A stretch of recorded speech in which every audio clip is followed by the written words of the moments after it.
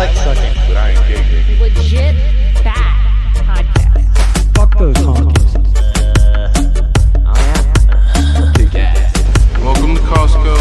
I love you. He really knows how to suck a wiener.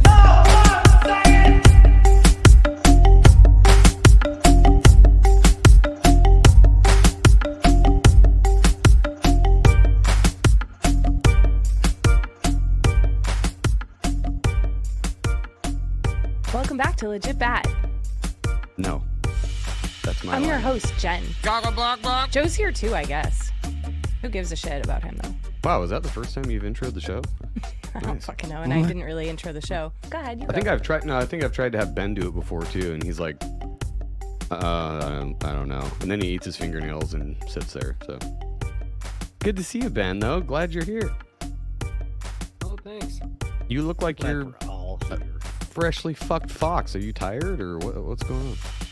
No, I'm just chilling. I took a massive dump. One of those Loch Ness monsters that slides all the Just way down bore the him out. hole. Took everything out of Well, him. it goes all the way down the hole, and then it comes back out and crests the water, like all one solid log. Like it was just... It Revenge was of the demon. brown snake, fish out of water. Yeah, Feel better, though. good. I'm glad you're all prepped and cleaned out and ready for the show. You betcha. I did want to mention before we start here, we got a review the other day that talked about how we talk over each other or something. He, to his credit, or her, said it was a great show, but that when we talk over each other, it sounds like a train wreck. And I agree. We have been trying to rectify that. A lot of that is Zoom, and I was talking to Chris before the show about this, but a lot of it's just Zoom technical stuff. I'm not an audio engineer. If I was, I wouldn't be doing this. I'd be doing that. So, but I do appreciate the input. I know it sounds like that, and we try not to talk over each other. But if you've ever had a conversation with somebody, that happens. Not everybody's, just bouncing off each other perfectly. So just wanted to put that out there. It's also hard because Ben, Joe, and I are very close and have conversations all the time that just flow organically, and we don't feel like it sounds like a train wreck when we're talking to each other. But I do understand how it could come off that way to other people who don't understand our dynamic. Right, if and you will. the audio thing, there's lags over Zoom. If it was all in person, it would probably be better. But anyway, that's enough stupid. Ben, you look like you're about to say something about this.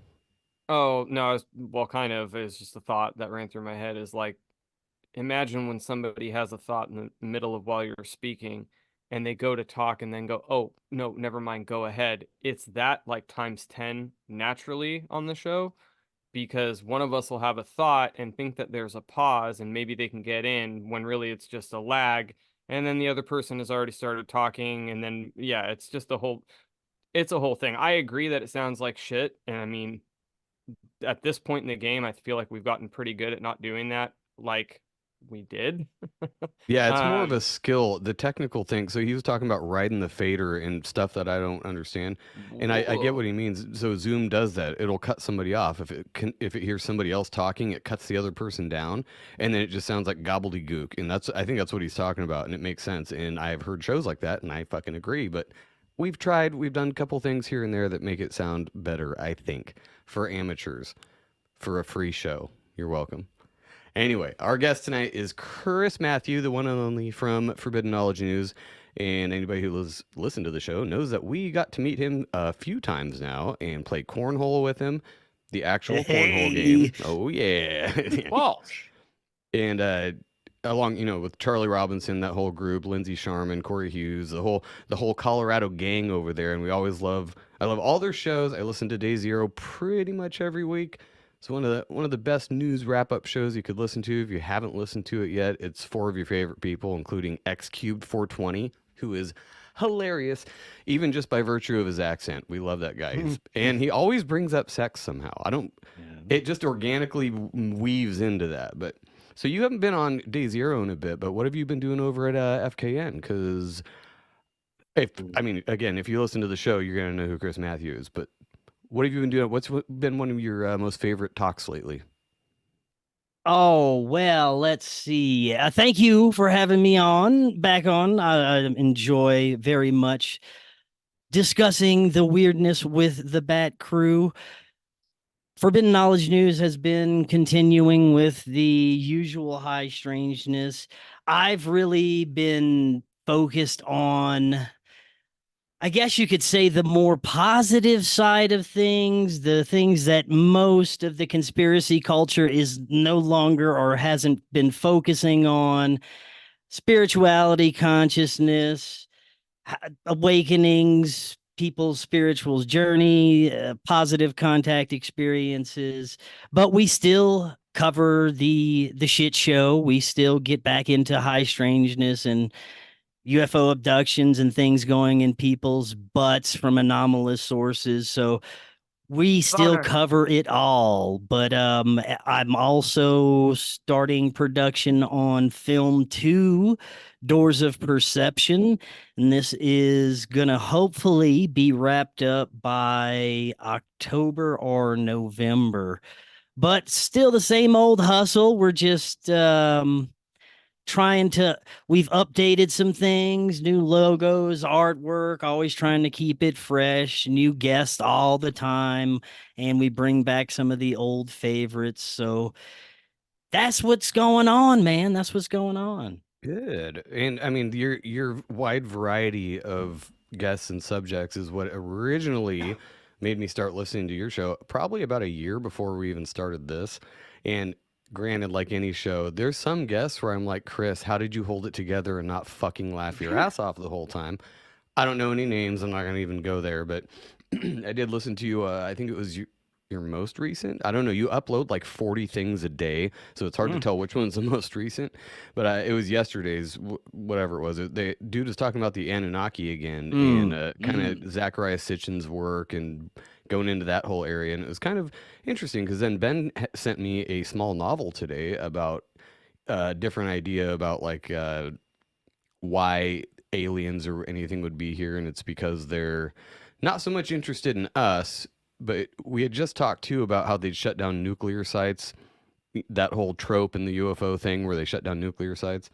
And he was talking about the theory he'd heard that it's not so much because of us specifically, but because it makes a rift in some kind of other dimension, and that's why they want to shut it down. So Ben compared it to an anthill in your house or by your house that could one day just explode and kill your house. So you're going to get rid of the anthill or at least tame it down so that it doesn't blow up your house. You don't really give a shit about the ants. But yeah, what do you think about all that? Well, I am constantly going back and forth, still with the alien thing. Since I started this show, I have no idea what's going on with any of it. I try to have as many different perspectives, even within the UFO realm, as possible to get as many different ideas as possible of what could possibly be going on. But my favorite people to talk to are the ones that have had direct experiences. And I know that there's no way to prove anyone's direct experiences, but I do enjoy comparing them because I've had my own experiences. I enjoy comparing not only the profound similarities that people could have, but the differences as well, because it seems more and more like the phenomena, whatever this is, can adapt itself depending on a person's perspective, their upbringing, their dogmatic views, their spiritual views, anything that shapes them. It seems like the experience can be tailored to the specific person. Now, there's also another side of it that I think is very human controlled. That would be probably the military that gets involved, not only with the exotic technology that we see, which probably is most of what we see in the skies, but the stories you hear of people having abduction experiences, and they'll see not only what appears to be extraterrestrials, but people in military garbs, or the whole experience they remember having military officials there. So there's multiple sides of this, and then there's the mainstream quote unquote disclosure where they put forward certain narratives of threats where it teeters on the edge of man-made foreign threats or anomalous phenomena. They even changed the term for it. So it's a clusterfuck when it comes to trying to decipher what's really happening. You also have the side where the opportunist people who are just in it for the notoriety or to spread misinformation or bullshit or get some kind of popularity from their story. But most of the people that I gravitate towards and continue to have back on my show are the people who are very humble about their experiences. Most of them haven't even written books about it. Some of my favorite guests are the ones that just have these experiences. They've heard my show and they want to come on and talk about their personal experiences. And there's something to those, I believe, that is within our consciousness, within our innerverse. I'm not sure if there are even physical beings outside of our atmosphere that exist. I do believe that there are spiritual entities or intelligences beyond our perception that exist within our consciousness and are connected to the collective consciousness as well. Whether you want to call these things interdimensional beings or just non-corporeal intelligences that could possibly shape themselves to your perception. I don't know. I've had experiences with different types of intelligences that appeared different ways during different experiences.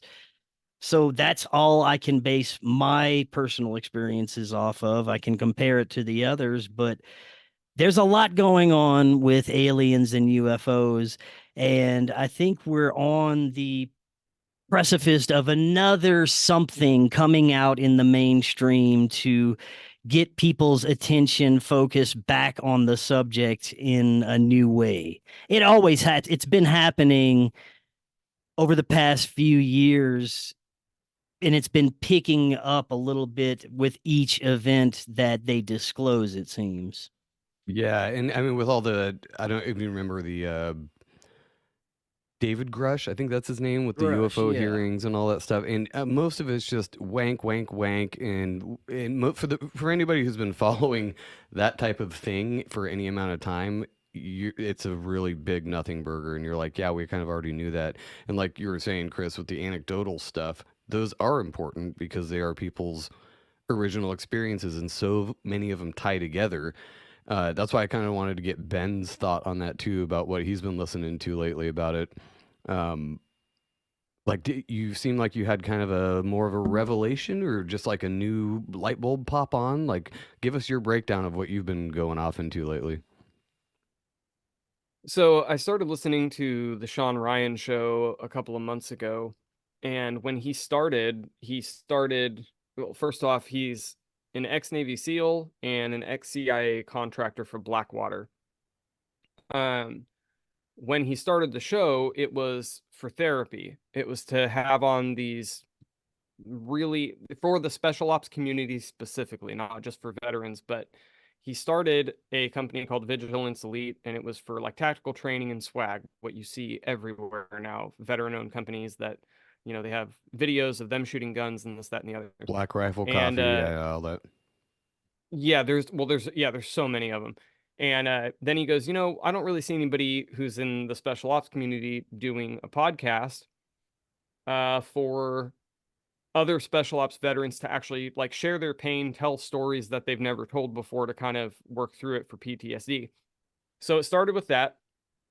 And one of the guys that he knew said, "Hey man, we started this fund for specifically people in special ops to go have uh ibogaine and the 5-MeO DMT." Mm. And so he's like super skeptical about it. He's like, but the guy that's talking to him is a DevGru SEAL Team 6 guy. And he's like, dude, it's gonna, like, it will change your life. When you do the 5-MeO, you will die. You will experience death.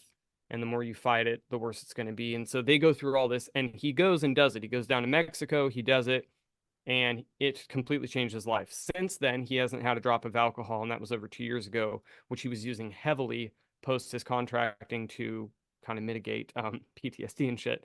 And so that branched out his podcast a lot, because now, instead of it just being war stories, now he has on a bunch of big names, including but not limited to the what was his name?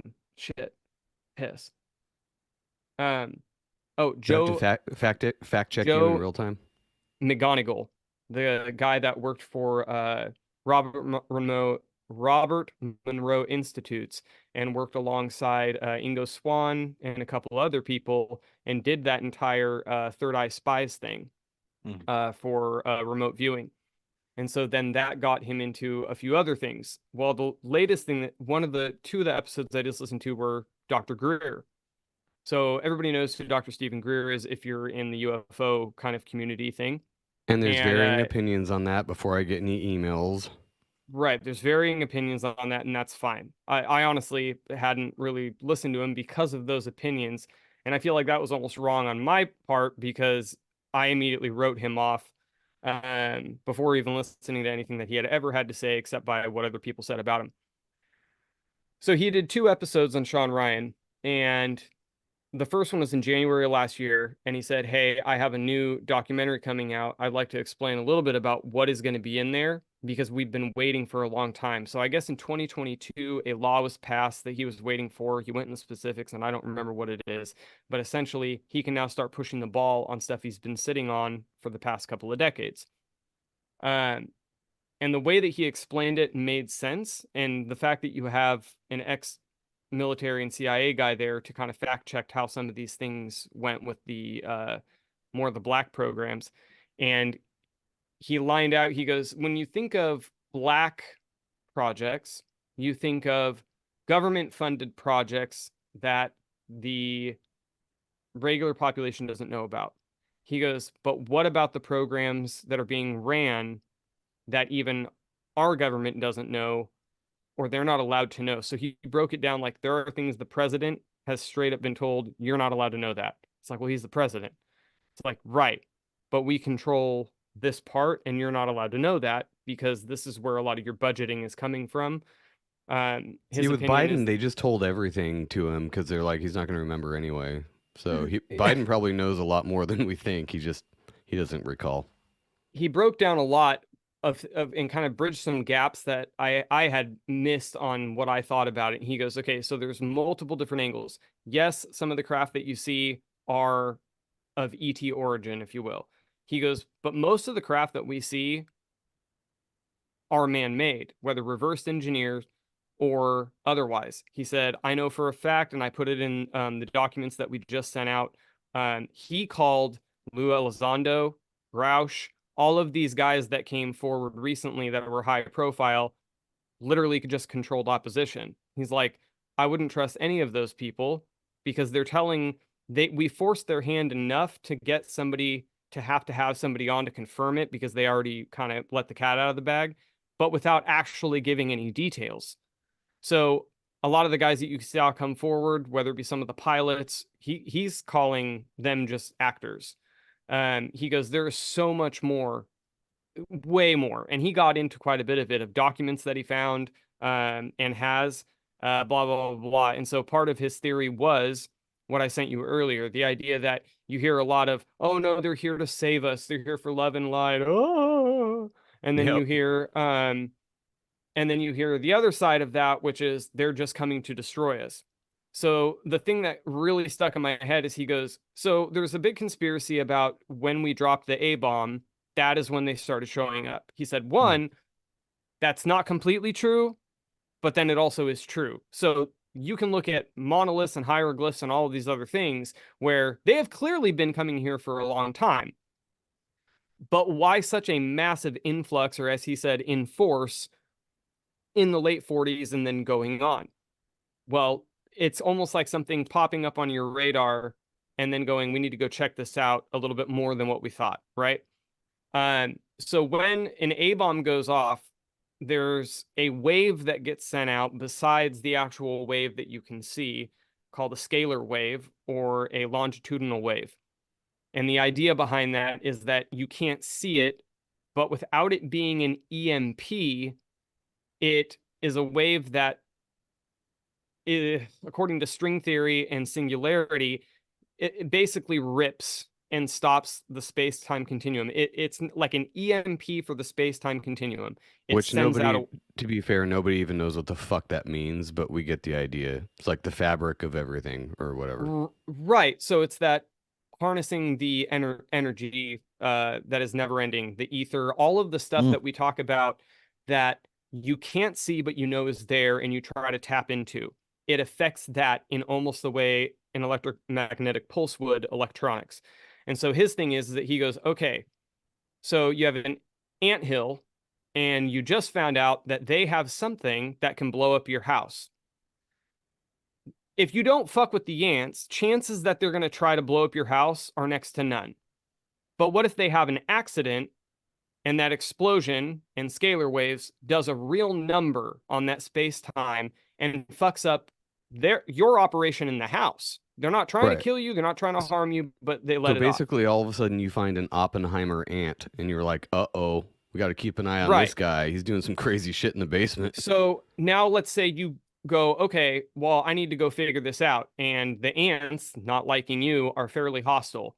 And you're like, well, I don't want to fucking kill you. I just want to make sure that you guys have this technology in check. I don't want my house destroyed. And they're like, yeah, fuck off. And so now that has progressed to where if you try to go take out the ants, they have shit that can kill you.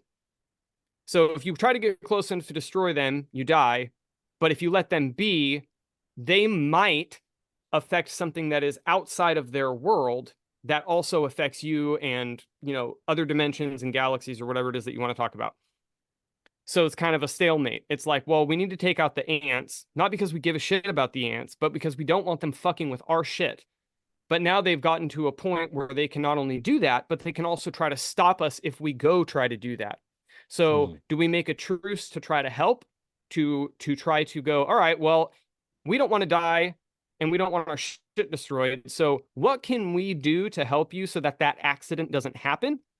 And so that we're not so hostile. Basically, how can we help you control it? Because we know you guys don't know shit about what you're doing. And so that was kind of like the analogy. And I went, okay, so that makes a lot more sense. I don't feel like it's light and love and they're here to fucking ascend us. But at the same time, I don't think that they're necessarily here to rape us. So then what is the trade-off and how do you get that amicable friendship? It's like, okay, well, there's a trade-off. For instance, we give you guys some technology. You give us some humans. And that went into then the whistleblowers that he had on that were straight out of the military. One of them literally was a guy who was on deployment. He's a Marine. I've never heard of this guy. Actually, all three of the guys I had never heard of. And I'll get to the second guy in a second, but the first guy that was a Marine, and he was in the Philippines, and they were going to be delivering some aid. They land their helicopter, and as they're going through some of the brush, there's a massive, like he said, like football length craft that's blacked out. And the way he described it is almost like our B-2 Spirit or the F-117 Nighthawk is, where it's black, but it absorbs. So if you were to shine a laser at it, you couldn't see the pinpoint of the laser. And it almost is like it absorbs it halfway through. If you've ever seen like night vision, you see the lasers, it would be like it absorbs it halfway through. Well, we have And that. so- It's called Vanta Black. If anybody's not familiar with that, we've probably brought it up. That's a weird fucking thing. Look up Vanta Black. Very strange. He said that the weirdest part was that it was an ambush because they saw them coming from a mile away, and the Marines didn't realize that they saw them coming.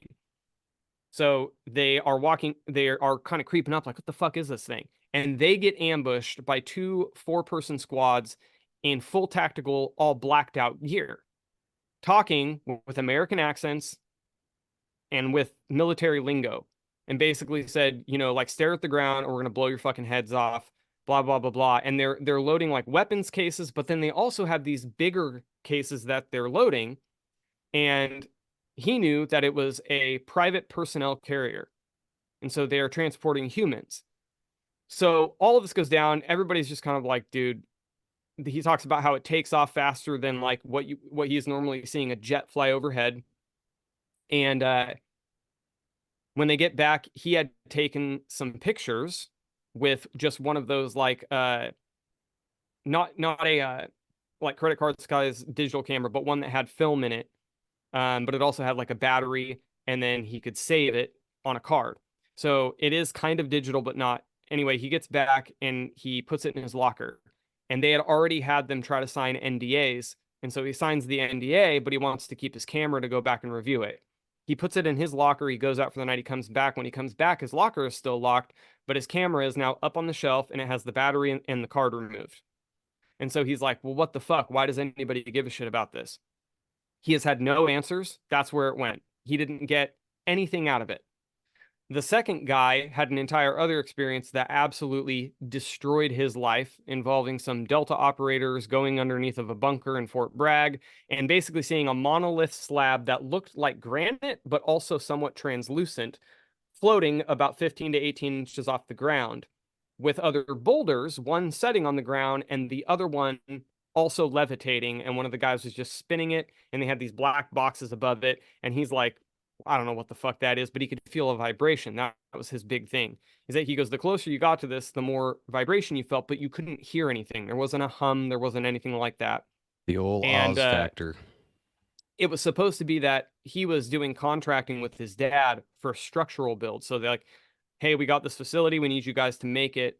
So we're going to take you on an escort down through this bunker, and you're going to take your measurements. And when you come back up, they get back up to the top, not thinking much about it other than that's fucking weird. And they have NDAs. Well, they knew the guy behind the table, and they're like, get fucked, man. I'm not signing that. Like, you guys know us. We've worked, we've contracted multiple times, and we know you go on hunting trips with us. No big deal.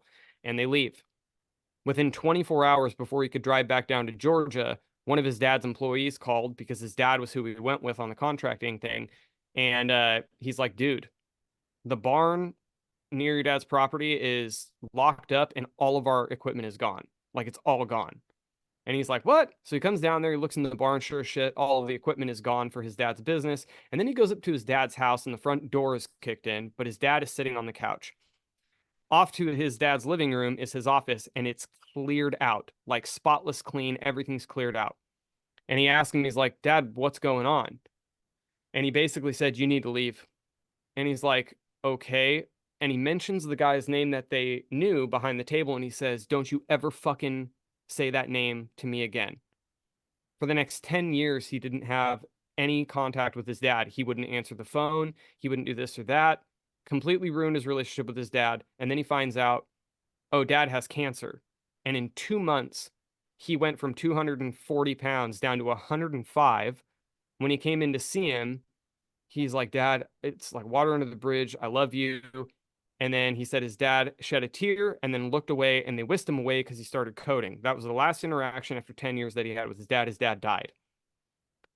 They go and bury his dad, and he goes to a cabin on the beach that his family, that nobody knew he was there. He hadn't changed his address with the DMV. He hadn't done any of that. 9 years earlier, and a year after the event, he was going to jump out of an airplane. And he was the first out of the stick, so the first guy to jump. And right as he goes to jump out, he sees somebody else coming up from the back. And it's that fucking Delta operator. And the guy behind the table that he said, don't mention his name, he jumps out first. And as he jumps, he pulls his, basically the line that takes the chute out. And it basically wraps around his neck and tips him out of the plane.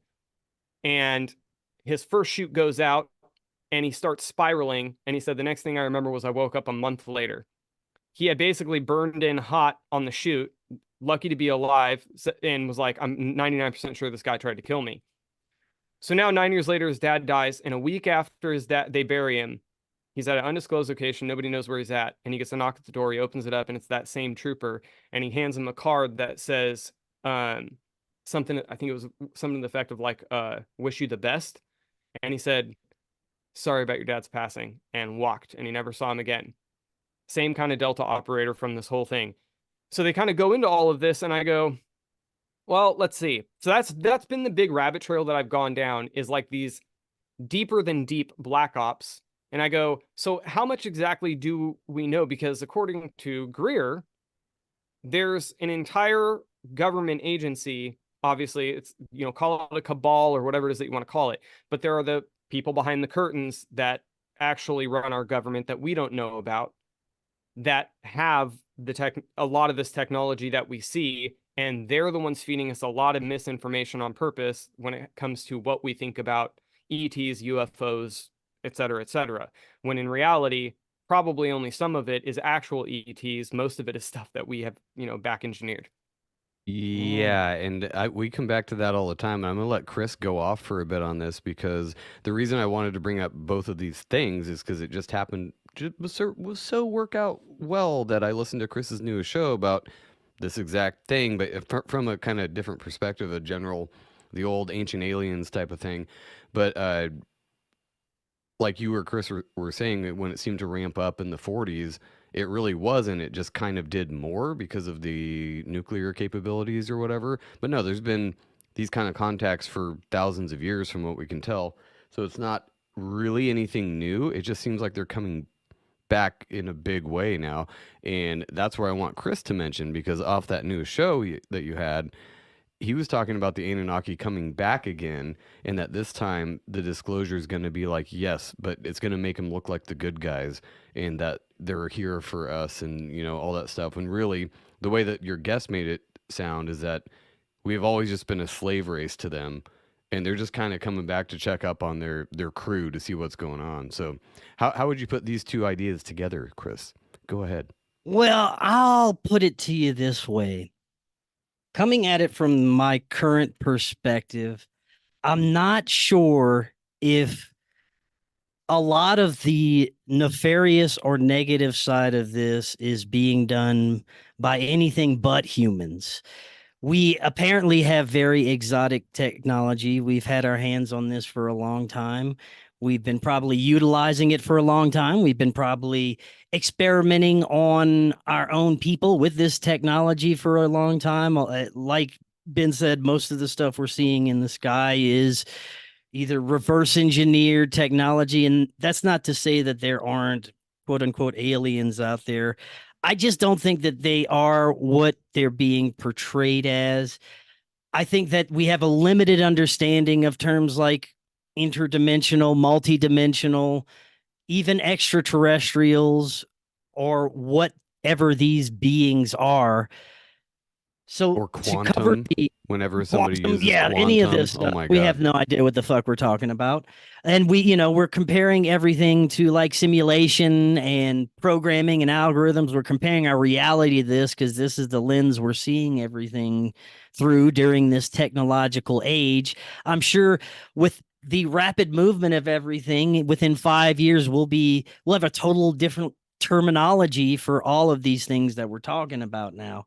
But going back to the negative side of alien experiences, and I'm going to stick with people's personal experiences because this is really the area that I'm most fond of and I get the most out of, because you can hear as much as you want from whistleblowers and people that have written books about the phenomena and done research into it. But if they haven't experienced it themselves, there's a certain level that really attracts me to that person's story, because if I can compare it to mine and something resonates very deeply and I can tell that person's not just a bullshit artist, I think that everyone that has these experiences has a piece of the puzzle. But again, going back to the negative side, I think most of these are unfortunate, either some sort of experimentation on the people, or it is some kind of egregoric energy that was put out there by television, Hollywood, propaganda, previous quote unquote abduction stories, and those things get in the collective consciousness, and we take it from there with our imagination, and we create all these things because our minds are incredibly powerful. Like mythologies and religion. Yes, And archetypes, egregores, all of that stuff. But when we look at people that claim to be physically taken from their house, having implants, being shown hybrid children, I'd say 90% of these people report having a human element also involved with the negative entities that are there, and the humans are wearing military outfits. It's Now like there's the MILAB, operation co-opted what they've been seeing and are using it under that screen of, I oh, it was aliens, but really they're just feeding them scopolamine and then doing weird shit with them. Yeah, but do you probably think so. also it could be also that the military presence would be more understandable to us as humans? It's something more relatable, even though that's weird that you'd see a military person with an alien. It's something that is more recognizable. So instead of just being a constant foreign introduction of just alien things happening around you, they introduce a military presence so that you can relate it back to possibly being your own people. Just like playing devil's advocate here. It could be, but again, there's a certain type of experience, a certain similarity between the negative side of this, where you compare it to people's positive experiences, they're nothing like that. They're more etheric, dreamlike. The entities are light beings, and most of the people are having these experiences when they sleep or daydream or having psychedelic experiences, meditation, and they're much different. And they are very comparable to each other in the ways that the negative ones are, but the negative ones have these strange aspects to them where like they can be dreamlike, but the technology is kind of advanced, but they'll have like a desk from the 1980s that you're sitting in during the experience, or your bed that you're laying in is just like a regular hospital bed, and you see IVs and stuff. So there's these strange things that aren't supposed to be like,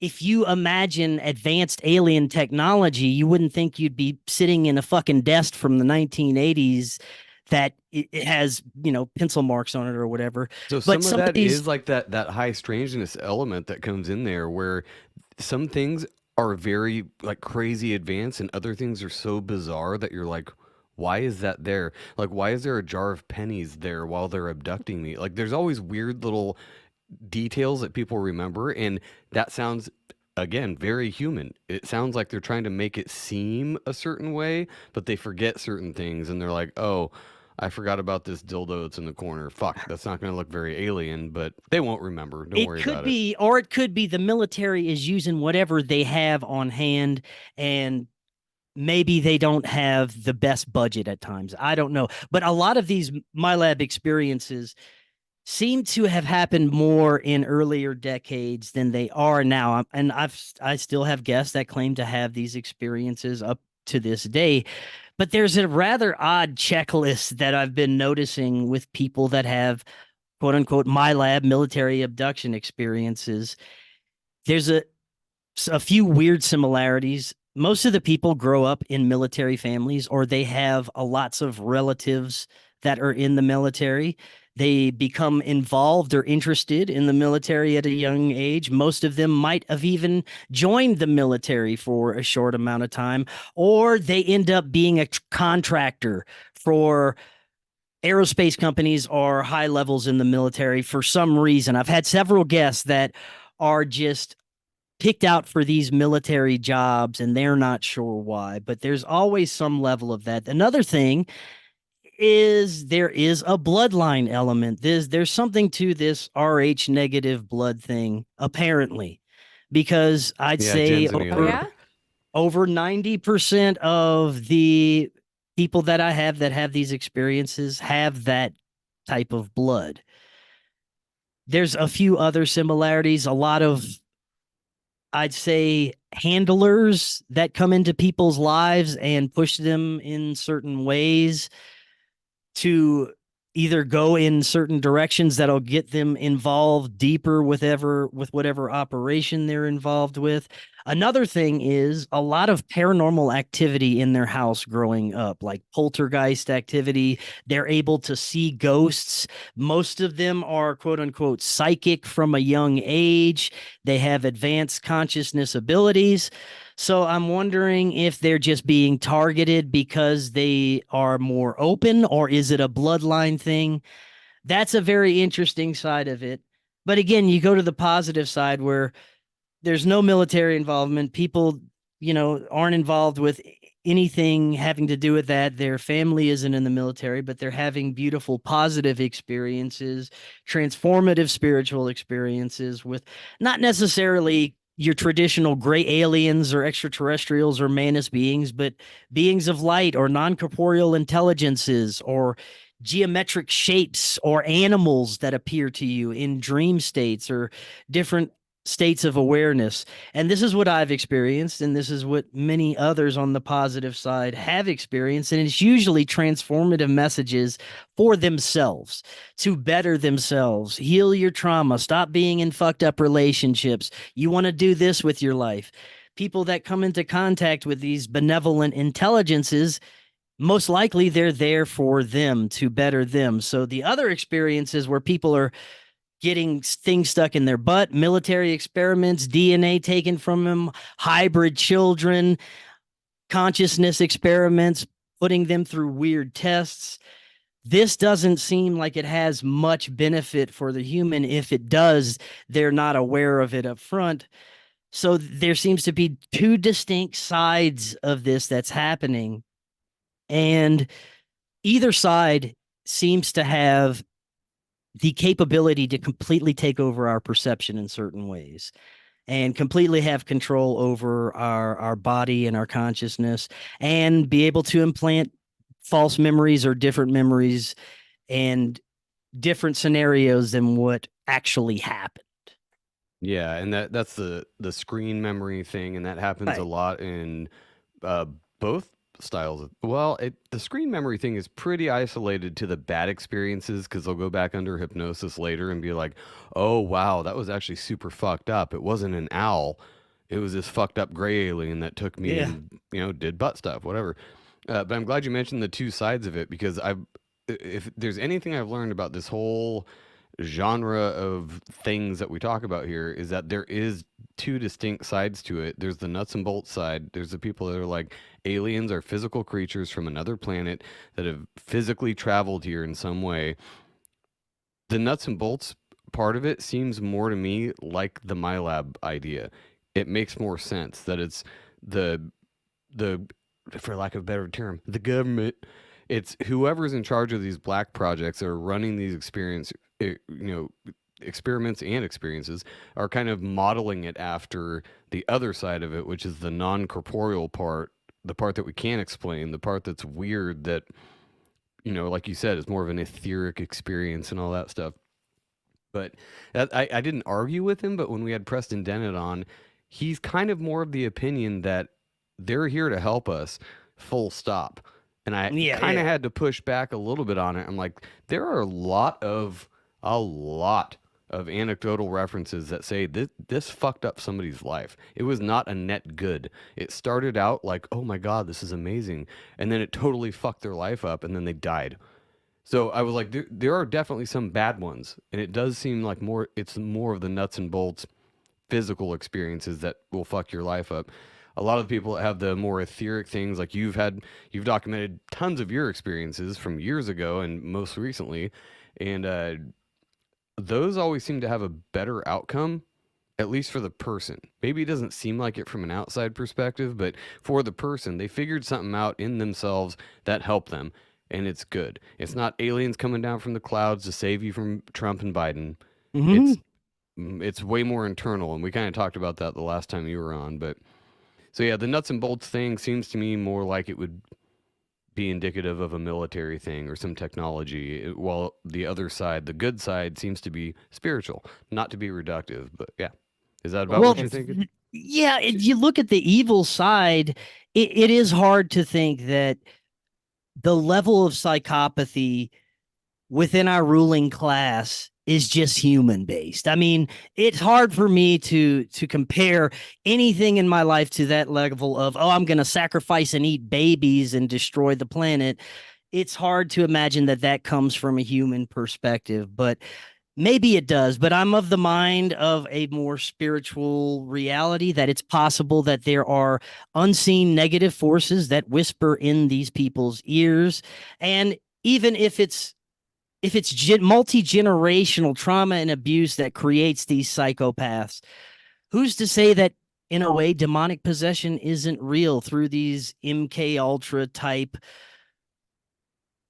torturous experiences for these people that they take on different alternate personalities. I've had plenty of guests on that believe that some of these alternate personalities could be quote unquote demonic in nature or of the lowest vibrational intelligence. And once their psyche breaks, this invites this intelligence in to take over their physical body. And that's what we're dealing with. That could be Soros, that could be Gates, that could be any of these fuckers that are dictating any of the orders, especially the ones we don't know their names, the ones we can't see, the ones with the real power. Maybe it is some sort of spiritual inhabitant instead of, why does it have to be an alien that is dictating the evil here, right? It's Right. all perspective, alien, demon, maybe it's the same thing, right? Right, and people get really mad when you say that on both sides of the aisle because they're like, aliens are not demons, and demons are, from the bot. We're talking about the same thing in different words. That's all we're Right, doing right. here. Like, it's in angels, demons. They could be from the very same dimension or whatever. They're just of two different polarities. It's not that. It's not that. I mean, don't you have listen to be so people's crazy about it. description of a reptilian. This looks like a demon, man. It looks like your description of a demon. It's Covered in I think eyeballs It's vice and- versa. Yeah. And we've already talked about how easy it is to manipulate the human mind. So they can make it look like whatever they want, and we're going to interpret it however we want. I think they just know it's going to be fuckety all around, and they're not going to have a clear idea of what's going on. There's not going to be any coherence with the human race. They're not going to all have the same description because they know how to easily manipulate us. Well, and it's more of like a general end goal if that's a thing, instead of like, oh, every specific thing along the way is going to be scrutinized. And no, it's like, oh, this happened, so move it along this way now, and it's okay, now this happened, so move it this way. I don't think it's as specific. Ben, it looked like you're about to say something about anything we just said. No? Yeah. Well, two things was you were talking about how sometimes the encounters, they start out and it seems like it's super amazing, and then it just takes a dark turn, and it's like there are countless people that thought they had a really good encounter, but there's like something kind of gnawing at them. They go to regressive therapy, and it's like it's the same encounter that they're remembering, but now they're remembering the amount of fear they were in, and things look different, and then they end up realizing, oh, never mind, I was tortured or tested on, and blah blah blah blah blah. And it's like they get a screen memory, and they realize, oh, it wasn't as good as I thought it was going to be, or as good as I thought it was this whole time. And then the other thing that you mentioned was how much of it is basically military and how much of it is the real thing.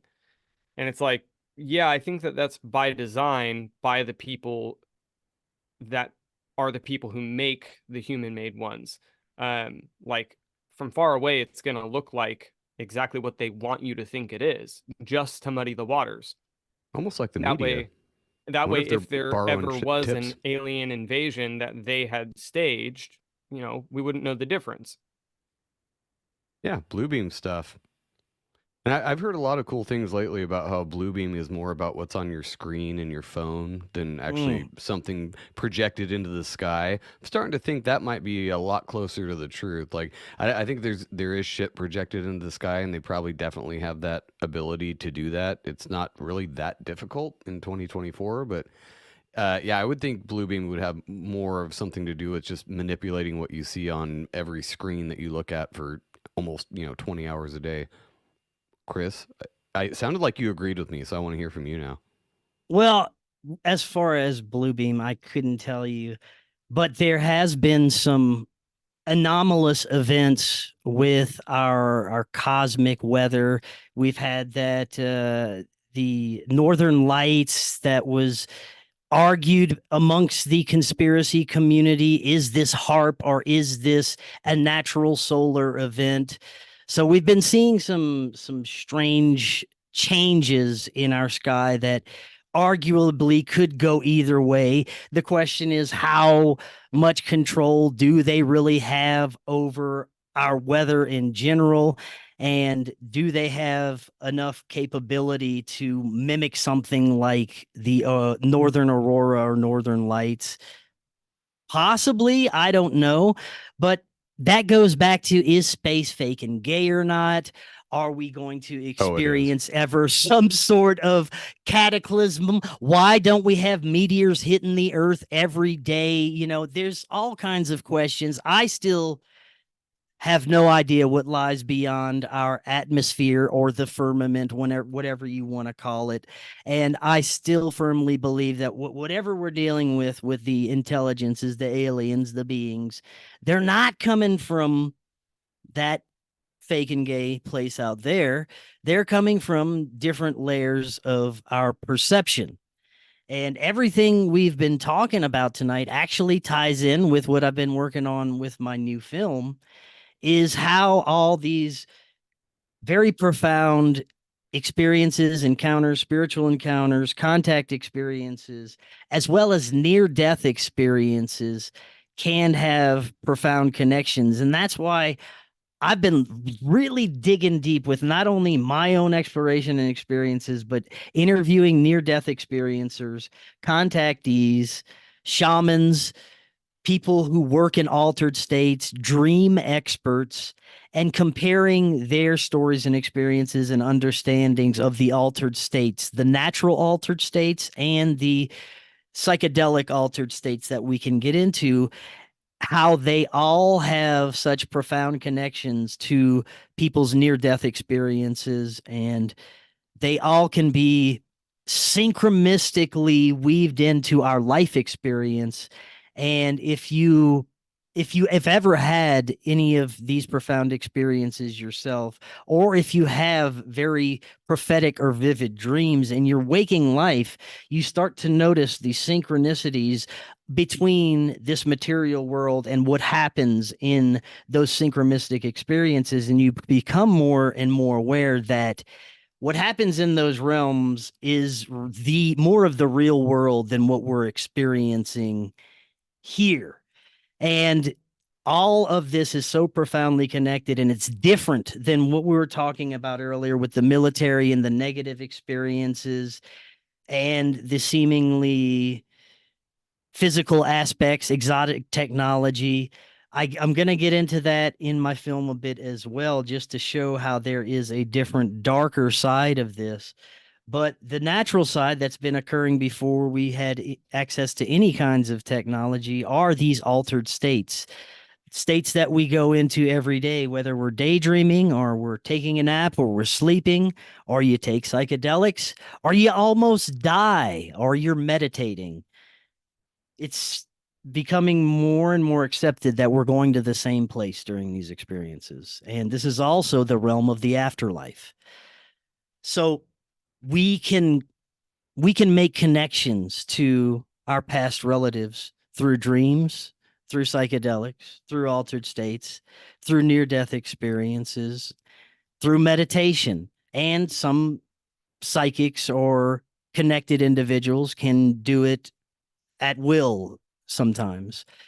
So that is what I'm focusing on in the film, is the profound connections between all of this and how these experiences form our material human experiences through perception, through our lens of perception, how everything is a projection and we are creating our reality, but it's all originates through a spiritual basis. Yeah, and I like that summation of everything, and shout out to my boy Andy over at the Deep Share, because his main thing that I've learned from him in the last couple of years is he calls everything a mimicry. It's a cheap substitution for the real thing. So when you're talking about those synchromistic states being more of the real world than what we live in, it does seem like that, because you go outside and you're like, yes, it's beautiful and everything, but there's just something about it that seems off. Like Well, when you're in it, it's an when imitation. you're like, this is it. This is real. Like when you're experiencing a very profound vision or a psychedelic experience, it feels so real. It feels like, oh, this feels so right.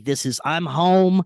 This is what everything should be like. And then when you come back, it's like, it seems like a dream. You start to forget that feeling and you get dragged back into the material.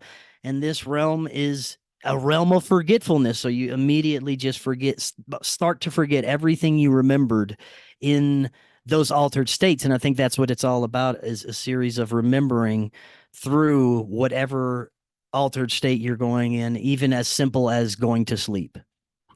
Well, yeah, and like you said, when you get sucked back into the 3D, like we've talked a lot about dreams and how you'll wake up, after a dream and you're stuck in that dimension for like at least half a day. And it's not really what happened in the dream, it's just that weird, like I was somewhere else last night. But then, you get pulled back in and all of a sudden, oh, I got laundry and the car needs gas and I have Yep, I gotta pay bills. and the cat pissed on the couch and just all these stupid things, and you totally forget that weird other place that in my opinion, I was literally somewhere else for the last like 8 hours. But you gotta start a dream journal, babe. This was Told not ya. this world. It was a different fucking dimension, and something happened there, and now I'm still stuck there. And I know Tim in the Telegram will fucking love this conversation, but we can get into that another time. But we're coming up on the hour here, so we can get out of here. But in closing, like what? I don't want any words of wisdom because you don't have any, obviously. Do No, I'm not. just kidding. Don't Where come do to you me think- for wisdom. I like the ideas for the future, but where do you think in the next couple years, like the disclosure thing or I don't even know what to call it anymore. It's not really disclosure. It's just kind of like, yeah, there is shit going on and we knew it this whole time. We've just been lying about it, but fuck you. Where do you think that's going to go in the next few years? What I'm excited about is I think they're going to still just be feeding us bullshit over the next few years. And it's not really going to go anywhere, especially if it's coming from the government or the media. We're not going to get anything out of them. But what I'm excited about is the free energy aspect and the 100th monkey realizations that people are coming to. Your citizen scientists, your regular folks who are getting downloads, people, man, Terrence Howard, the things that he was saying, there are folks that are just becoming aware of how the universe works, how this etheric energy can be harnessed and used, and how death is not the end, reincarnation, all these concepts that are becoming more and more evident that this is how these things really work. But not only that, it's a threat to the system, it's a threat to our current how everything operates, because free energy is practically out of the bag right now, and there's a lot of people who are scrambling. You can't just go around killing people anymore because too many people have already just come out with patents, they've come out with inventions, and they've come out with the information, and they're sharing it with enough people to where there's too many people that know this. I've talked with Ken Schwartz recently that's working on this Moxie fusion reactor that can make gold and alchemize different types of metals. So there's all kinds of amazing things happening that are pretty soon going to be out of the bag and uncontrollable and a threat to the matrix system. So I'm very interested in seeing how this is all going to unfold. And I don't think that they can ever integrate these positive, beneficial technological advancements in a way that would also be beneficial to the elite ruling class. I see that there is something happening right now where there's a fracturing, and it could be the end of a lot of the old tyranny if we play our cards right, if things unfold in the right way. But there are too many people that are becoming aware of things to just close that box up. You can't just, like I always say, you can't just learn all these things that we've been researching for years on our shows and just go back to being a normie and forget about the insanity, especially after what unfolded in 2020 and gave us all sorts of confirmation on quote unquote conspiracies. So I'm excited, man. I think there's going to be a lot of things happening that will benefit humanity in the upcoming years. We just have to stay the course and not fall too deeply into the bullshit that they're throwing at us. Yeah, which is very hard because they keep doing it, and it's a new thing every couple days. The portrait of the king, of Oh, Jesus. like all this stupid shit that and the weirdest part is that I figure if it's actually something legit, Facebook and Instagram are not going to be plastering it all over my algorithm. So those are the things that I'm like, okay, don't pay attention to that. It's some stupid thing. Like, don't. Oh, Trump Yeah. just got found guilty of something today. I don't care. Like, fuck, I don't care. But yeah, it's interesting out there, people. You should figure it out for yourselves. And we're Pay here to attention talk to your shit. dreams instead. Yes, there you go. To I sound like Butthead. Go within or something. But yeah, do that. There It's you a go. lot more fun and it's a lot less stressful. Stop paying attention to your phone so much. Just maybe Yes. take a piss on it and call it good. But thanks, Chris. Tell everybody where they can find you if they don't already fucking know. Yes, thank you again, gentlemen and lady, for having me on your wonderful Legit Bat program. You can find all Forbidden Knowledge news content on our website, forbiddenknowledge.news. We're on Rockfin if you want some premium stuff, rockfin.com/FKN plus. Of course, on all podcast platforms. We are on Rumble. I have a brand new show that is on YouTube. We're going to try and keep it on there. It's called It Happened May the 4th. You can check that out. That's a spiritual show where we just strictly keep it spiritual and we don't get into any of the crazy negative BS. So go check that out. And if you guys would like to, if anyone would like to help with our film fundraiser, which is ongoing until we finish up filming during the end of the summer, you can help with the fundraiser. Anything is greatly appreciated. You go to supportfkn.com and you can help us out there. We're hoping to have the film done by October or November. So thank you guys again. Appreciate it. Of course, Nice, and we'll thank put you. all those notes in the show notes, of course. And I always forget to mention at the top of the show, we are part of the Forbidden Knowledge Network. It's forbiddenknowledge.news, and there's our show and a lot of other shows in that collective of shows. I feel like I said shows a lot, but yeah. Go there if you're interested in our show or Chris's show. There's a bunch of other shows in the same vein that you can discover, and it's a good time. Most of them are free too. But thanks everybody on audio, Rockfin, and even you, YouTube. Bye. Thank you for listening to Legit Bat. Please address all content grievances to gofuckyourself@yourmom.com. See you next week.